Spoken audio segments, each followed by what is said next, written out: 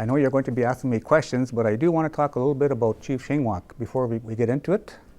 What I'm wearing this afternoon is it's a headdress that it's a replica that Chief Shingwauk wore when he signed the Treaty of 1850. At some point in the future, you will understand what the treaty is. It was signed between our communities of Garden River and many along the North Shore, and it was signed with the government of Canada, or Upper Canada at the time.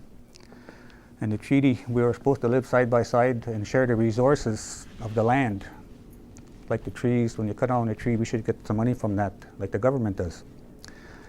But of course, that didn't happen. In this book here, you'll see, I'll just pass it around, you can have a look. That is the Chief Shingwauk, referred to as the pine, or little pine, or white pine.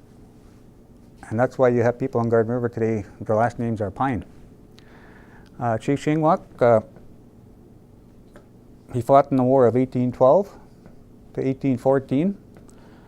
He fought in several battles as a matter of fact. General Brock, who was the lead commander for the British, he fought along beside him.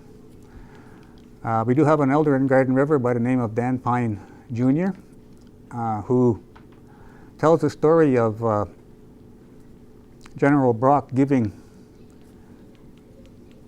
Shingwauk his sword before he died in the battle, and also a patch from his uniform. And that was in the family for many, many, many years. And unfortunately, at one point, the house burnt down. And the sword was lost, and many other stuff that he had that was kept for Shingwauk.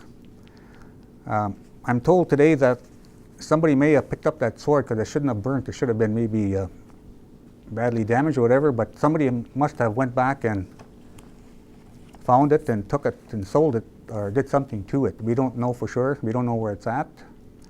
But we do know it was here in Garden River under the keepsake of the family. Shingwauk, he was also not just a warrior, he was a medicine man. He knew a lot about our culture. He belonged to the Medean Lodge, which still exists today. He was a visionary. When we talk about being a visionary, when the non-natives came to our lands, and after living with them for a number of years, he knew that we had to change our way of life because the animals were going to be gone, because that's what we used to feed on, etc., etc. With the new settlers coming in, we had to change our ways. There was no way we could live off the land like we did in the past. So Shingwauk figured we needed a teaching wigwam or a teaching lodge.